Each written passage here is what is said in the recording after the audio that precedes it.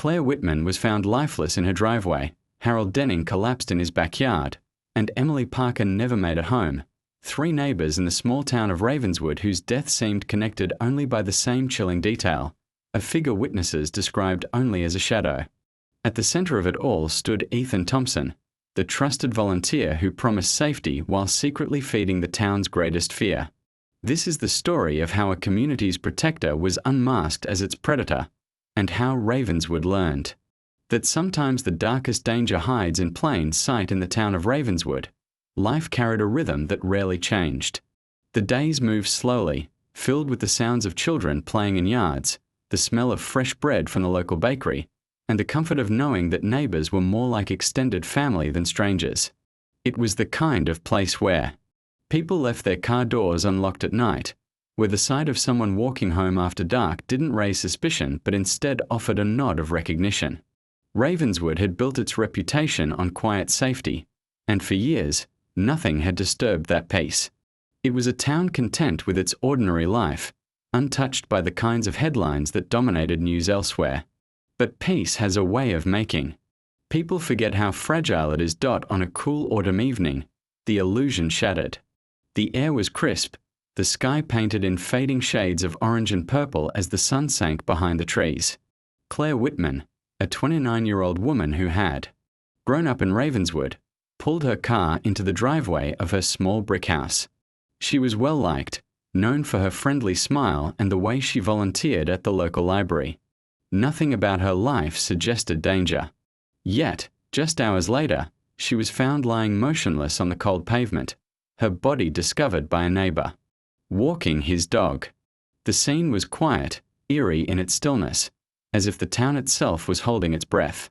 For the first time in many years, fear crept into Ravenswood. The shock was immediate. How could such violence happen here, in this town, where people still trusted each other with spare keys and children roamed freely? Police officers taped off the driveway, their flashing lights painting the street in harsh colours that seemed foreign to the neighbourhood. Residents gathered at a distance, whispering in disbelief. Nobody wanted to believe what they were seeing. Yet the grim reality was unavoidable. Claire Whitman was gone, and no one could explain why. There was no forced entry to her home, no sign of robbery, and no immediate suspect. It was as if a shadow had slipped silently into her life and stolen it away without reason. The news spread quickly, carried from porch to porch, whispered in grocery store aisles, and debated in hushed tones at the diner. Fear settled over the town like a fog. Parents who once felt comfortable letting their children walk alone now insisted on watching their every step. Elderly residents who used to enjoy evening strolls stayed indoors after sunset. Even small noises, a creaking fence, a rustling bush, took on new meaning, setting nerves on edge. The town's trust, something built over generations, cracked. In a single night, investigators struggled in those early days. They searched for clues, combed through her belongings, and interviewed friends and neighbours. But nothing made sense. Claire had no enemies, no debts, and no history of trouble. The clean simplicity of her life only deepened the mystery. Whispers began about the possibility of a stranger, someone passing through Ravenswood, someone who had chosen the quiet town as the setting for violence. But even those who believed in that explanation found little comfort, for it meant the killer was still out there, free, unseen. Ravenswood was no longer the same. The streets looked different now, the familiar corners cast in suspicion. People locked their doors, checked their windows, and eyed unfamiliar cars with suspicion. The death of Claire Whitman had not just taken a life, it had changed the way the town breathed, the way it trusted, the way it looked at its own reflection. Something dangerous had entered Ravenswood, and though no one could yet name it, they all felt its presence. It moved like a shadow, quiet but suffocating, and with each passing day, the fear grew stronger. The days after Claire Whitman's death passed in a blur of confusion and unease. The investigation began immediately, but despite the urgency, evidence was scarce. Detectives scoured her driveway and home, searching for anything that might point them toward a suspect. They looked for fingerprints, footprints, or signs of a struggle, but the crime scene was eerily clean. It was as though whoever had taken her life had vanished without leaving a trace. The lack of evidence unsettled everyone, because in a town like Ravenswood, where every neighbour claimed to know each other's routines, it seemed impossible for something like this to happen without someone noticing. Yet, the silence of the crime scene left more questions than answers. The one detail that investigators clung to came from a neighbour who lived across the street. He told police he had seen a figure moving quickly down the road around the time. Claire would have arrived home. At first, he assumed it was nothing more than a passerby, perhaps someone taking a shortcut or hurrying to get inside before nightfall. But in hindsight, it seemed odd. The description was vague. No clear features, no identifiable clothing, just the outline of someone slipping away into the darkness. It was hardly enough to build a case, but it was the first whisper of a theory. Perhaps Claire's killer was someone who could blend into the night, someone who left behind only the impression of a shadow. The local news picked up on this fragile piece of information and gave the figure a name. The Shadow, one headline read, and soon the nickname spread across town. It became the way people explained the unexplainable, a way of putting a face to the faceless. Parents warned their children not to stay out late, not because of some stranger in a mask, but because of the shadow. Each time someone mentioned it, the unease deepened. What had once been a peaceful town now felt stalked by an invisible presence. A week later, the fear that had been simmering boiled over. Another resident, an older man named Harold Denning, was discovered dead in his backyard. He was 73 years old, a retired carpenter known for building birdhouses he gave to neighbours as gifts. His death mirrored Claire's in its suddenness and its mystery. There was no sign of forced entry, no evidence of robbery, and no witnesses who could explain what had happened. Once again, the only clue was a fleeting sighting. A teenager walking home late claimed he saw a dark figure moving between houses near Harold's property not long before the discovery. The description matched the first account: quick, quiet, unrecognizable. With two deaths so close together, panic set in. The shadow was no longer just a name in a headline. It was a living fear, something that seemed to strike without reason. Police worked tirelessly, but their frustration grew as every lead dissolved into nothing. Security cameras offered little help. Some captured vague flickers of movement, but the footage was too grainy to identify anyone. Neighbours gave conflicting accounts, each convinced of what they saw or didn't see.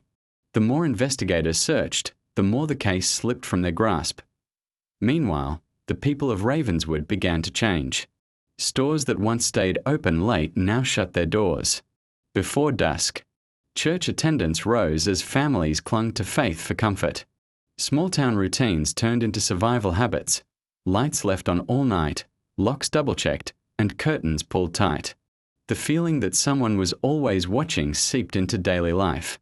It was no longer just the deaths that haunted the town, but the mystery of how easily the killer moved among them. The presence of the shadow seemed to stretch beyond the crime scenes into every corner of Ravenswood. Children whispered about seeing it in alleyways. Adults swore they felt it trailing behind them on evening walks, and even the police admitted they sometimes felt the same sensation during their patrols. Whether real or imagined, the idea of the shadow had taken root, and with each passing day, it grew stronger. 2 lives had already been stolen, and the sense of dread made everyone wonder the same thing: who would be next? By the time the third body was discovered, Ravenswood was no longer recognizable as the quiet town it had once been. The streets that had once echoed with the laughter of children and the hum of daily life now carried an uneasy silence. People moved quickly from place to place, avoiding eye contact, avoiding conversation, as though speaking too loudly might draw the attention of whatever darkness haunted them. Every locked door, every shuttered window, was a reminder that safety was gone. The murders were no longer seen as isolated tragedies but as part of something larger, something deliberate. Fear had become the town's new identity. The third victim was Emily Parker, a young teacher who had only recently moved to Ravenswood. She had been full of optimism, eager to start her life in a community she believed to be safe. When she didn't show up for work one morning, Colleagues assumed she might be unwell. Later that afternoon, her car was found parked neatly outside her home, but she never stepped inside. Her body was discovered a few blocks away in a narrow alley, and once again, there was no explanation, no clear motive, and no sign of who had been there. The discovery sent shockwaves not only through the town but through the wider region, drawing media attention that descended on Ravenswood like a storm. The once quiet streets now bristled with cameras, reporters, and the low murmur of speculation patterns began to emerge, though they offered little comfort. Each victim had been attacked near their own home or close to familiar ground. Each killing occurred quickly, with no warning, and always under the cover of night. Police officers pored over the crime scenes and compared details, but the similarities seemed only to emphasize how little they knew. It was as though someone was slipping in and out of Ravenswood streets with precision, striking and disappearing before anyone had the chance to react. The idea that the killer might be living among them began to take hold, spreading paranoia like wildfire. Security cameras, which had been installed in growing numbers after the first 2 deaths, captured fragments that were both promising and disturbing. In the footage from Emily Street, a blurred shape appeared near her car just minutes before she was last seen alive. The figure moved with speed, a swift shadow slipping between patches of light. Investigators slowed the video, studied it frame by frame, but it remained indistinct, unidentifiable. Still, the sight of that flicker was enough to feed the growing legend. The shadow was real, and it was hunting them. Fear seeped into every layer of life. Schools shortened their hours, community events were cancelled, and even the weekly farmers market closed its stalls early. Long-trusted neighbours began to view one another with suspicion. Every unfamiliar face was questioned, every late-night noise dissected. Conversations in shops and at church no longer revolved around daily life but about survival. What locks were best, who had installed new cameras, who had spotted something strange. Ravenswood was unravelling under the weight of its own fear. The police worked tirelessly, but the pressure crushed them. Tips flooded in, many useless, others misleading. One night, officers followed a lead that pointed to an abandoned warehouse on the edge of town. They searched the building from top to bottom, finding only graffiti and broken glass, yet the lingering sensation of being watched clung to them even after they left. Another tip suggested that a drifter had been seen lurking near town, but when questioned, the man was cleared within hours. Each dead end deepened the frustration and the sense that they were chasing a ghost. For the residents, the shadow had become more than a nickname. It was a presence, an entity that seemed to lurk just outside the reach of the streetlights. Children whispered about figures at their windows. Adults swore they felt someone watching them while they stood alone in their kitchens. The murders were not only stealing lives but reshaping the way Ravenswood breathed, turning the town into a place where no one felt truly safe. The fear was no longer tied only to the question of who the shadow might be, but to the realization that it could be anyone. A friend, a neighbor, someone who smiled politely in the grocery store aisle. The killer was invisible in plain sight, and the people of Ravenswood could do nothing but wait for the next strike. The breakthrough came not with a confession or a sudden discovery at a crime scene, but with a quiet moment of persistence. Investigators had been reviewing hours of footage from the growing network of security cameras across Ravenswood, desperate to find something, anything, that connected the murders. Most of the recordings were empty streets and silent driveways, but then, on a camera mounted above a lamppost near where Emily Parker had last been seen, something stood out. A figure emerged in the grainy video, moving with unnatural speed, glancing briefly toward the lens before vanishing into darkness. It was the same blurred silhouette that had appeared in earlier footage, but this time, when the video was slowed, a detail came into focus, a familiar build, a posture that some recognized. Investigators compared it with other recordings and began to form a shocking suspicion. The outline matched someone who had been present at nearly every community vigil, someone who had spoken publicly about safety and urged people to support one another in the face of fear. It was Ethan Thompson, a respected volunteer and long-time resident of Ravenswood. Ethan was known for his kindness and involvement in neighborhood watch programs. After the first murder, he had taken it upon himself to organize late-night patrols, walking the streets with a flashlight, reassuring families that everything would be okay.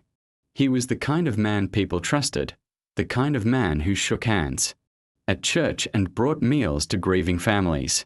The idea that he could be involved in the murders seemed unthinkable, but the evidence grew harder to ignore.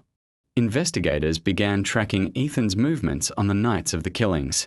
Records showed his phone had been in the vicinity of each crime scene, though he claimed it was because of his patrols. Witnesses, who had once remembered seeing nothing more than a shadow, now recalled glimpses of clothing that seemed to match Ethan's usual jacket, the one he often wore when leading safety meetings. What had once seemed like coincidence now appeared calculated, a disguise hidden in plain sight. As suspicion deepened, surveillance was placed on him. Detectives followed discreetly, watching as he moved through his daily routines. On the surface, everything seemed normal. He went to work, shopped for groceries, and continued offering words of comfort to frightened neighbors. But there were moments when his behavior cracked: late-night drives to the edge of town, long hours spent in places where he had no reason to be, and the habit of vanishing for stretches of time without explanation. It became clear that the shadow wasn't just an idea, it was Ethan himself, using his position of trust to conceal what he was doing. The investigation reached a turning point when police discovered a storage unit rented under his name on the outskirts of Ravenswood. Hidden inside was a collection that painted a disturbing picture. Clothing matching the vague descriptions from witnesses was neatly folded on shelves. Masks, gloves, and dark hooded jackets filled a corner. More chilling were the notebooks, carefully organized, each containing detailed notes about victims' routines, when they left home, when they returned, when they were most vulnerable. The pages revealed that these murders were not random but carefully planned, the work of someone who thrived on control. The discovery was enough to secure a warrant, and soon after, Ethan was quietly arrested. The news spread through Ravenswood like a second earthquake. People who had once seen him as a protector now struggled to reconcile the truth. He had stood at candlelight vigils, had hugged families of the victims, had spoken of hope while hiding his own darkness. The betrayal cut deeper than the murders themselves, because it proved how easily evil could wear the mask of trust. The shadow had never been a faceless stranger. It had been someone they welcomed into their homes, someone they believed was guarding them against the very fear he created.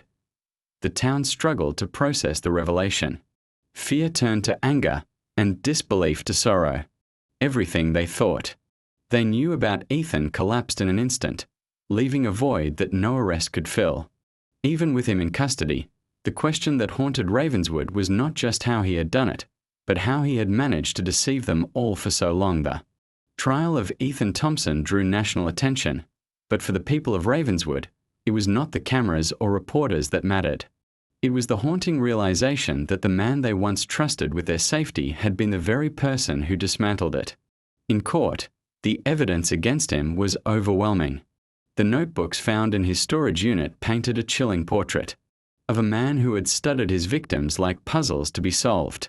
Each entry detailed movements, habits, and vulnerabilities with precision that left no doubt about premeditation.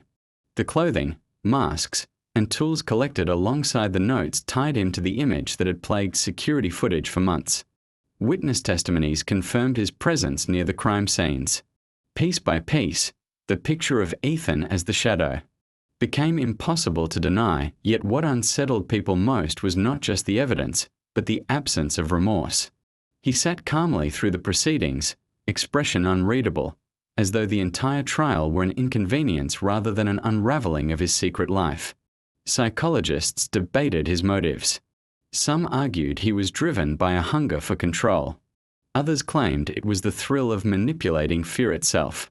To Ethan, the killings were not about revenge or money, but about the power of invisibility, proving that he could haunt an entire town without being seen for who he truly was. He had not only taken lives, he had turned Ravenswood into a cage of suspicion, making neighbors fear neighbors and turning familiar streets into places of dread. When the verdict was finally read, guilty on all counts, the courtroom exhaled, but the relief was not clean.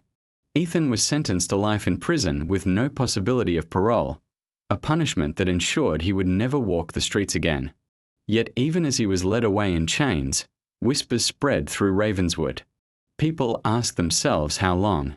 He had been planning, how many times he had walked past their homes unseen, how many moments of safety had been illusions under his watch. The weight of betrayal hung heavy, and while justice had been served in the eyes of the law, the scars he left behind could not be erased with a sentence. Ravenswood tried to heal, but healing was complicated. The town erected memorials for Claire, Harold, and Emily, their names etched in stone at the town square. Families gathered to light candles in their memory, and for a brief moment, unity returned. But beneath the surface, the damage lingered. Parents remained overprotective. Children grew up faster than they should have, and every unfamiliar figure on the street drew second glances. What had once been a place of trust had transformed into a town defined by caution. Safety, once taken, for granted, became something fragile, something questioned at every turn.